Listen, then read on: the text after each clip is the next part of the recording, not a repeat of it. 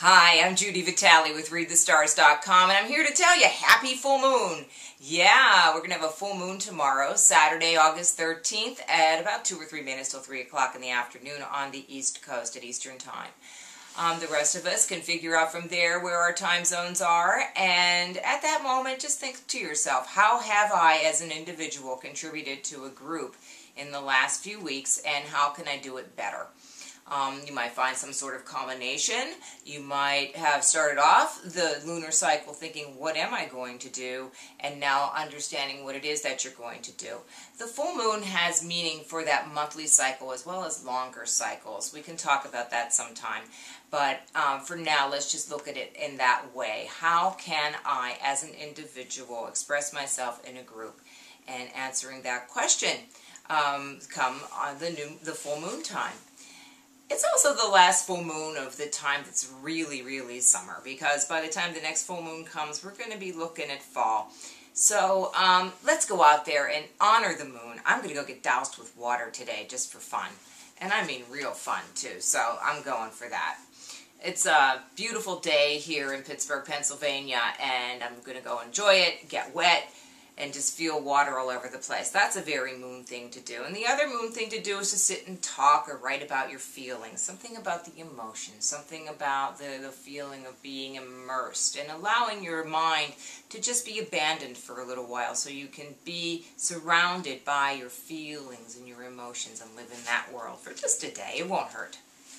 Certainly after the week we've had. Now, back to the full moon and where it's going to have its most acute effects. The full moon will be straight overhead at the moment of its fullness, along a line that runs straight down through the western part of India, quite close to the city of Delhi.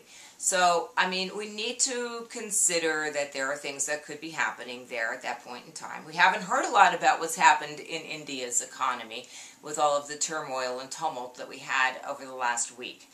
There's also the possibility, considering that area of the world and its vulnerabilities to religious factions and problems and the violence that has occurred there in the past, for something of that nature to occur.